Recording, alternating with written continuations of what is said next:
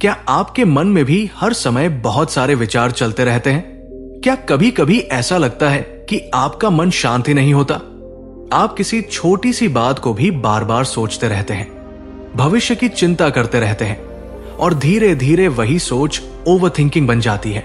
Overthinking इंसान की सबसे बड़ी मानसिक समस्या बन चुकी है।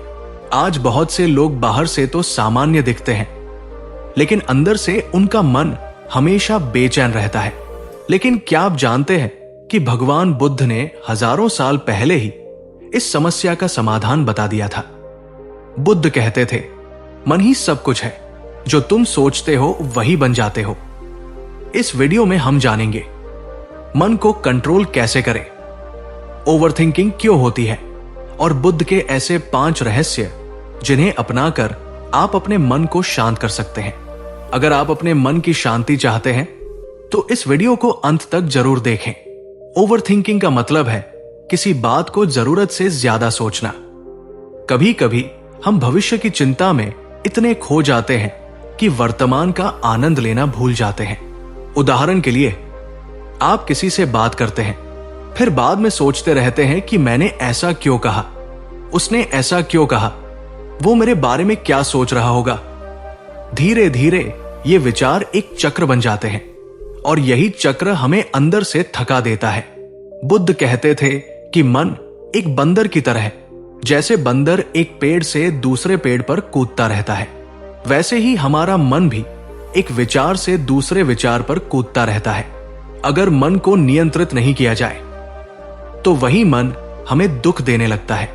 बुद्ध कहते थे, जिसने अपने मन को जीत लिया उसने पूरी दुनिया जीत ली। मन ही हमारी खुशी और दुख का कारण बनता है। अगर मन शांत है तो जीवन में चाहे कितनी भी समस्याएं हो, इंसान मजबूत रहता है। लेकिन अगर मन अशांत है तो छोटी सी समस्या भी पहाड़ जैसी लगने लगती है।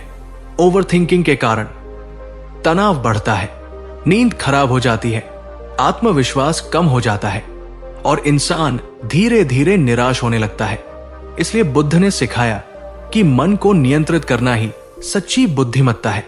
बुद्ध का पहला रहस्य, वर्तमान में जीना सीखो। ओवरथिंकिंग का सबसे बड़ा कारण है भूत और भविष्य के बारे में सोचना। हम या तो अतीत की गलतियों को याद करते रहते हैं या भविष्य की चिंता करते रहते हैं।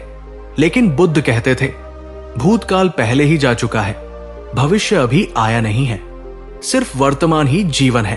अगर आप वर्तमान में जीना सीख जाएं, तो आपका मन अपने आप शांत होने लगेगा।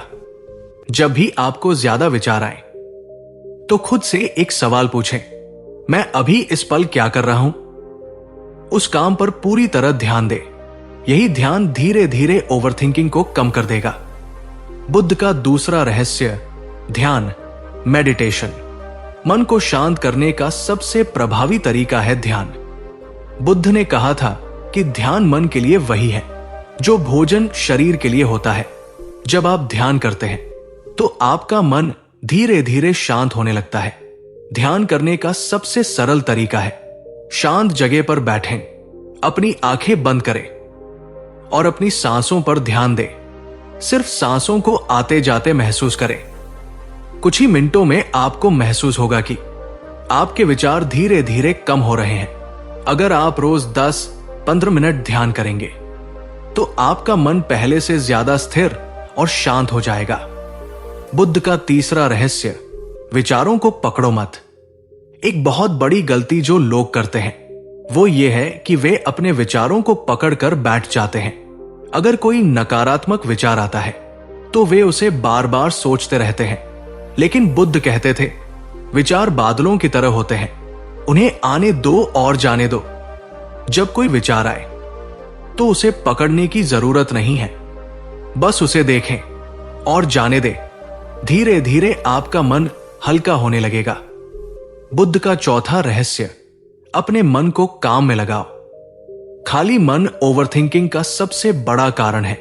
जब इंसान के पास करने के लिए कुछ नहीं होता तो उसका मन खुद ही समस्याएं पैदा करने लगता है।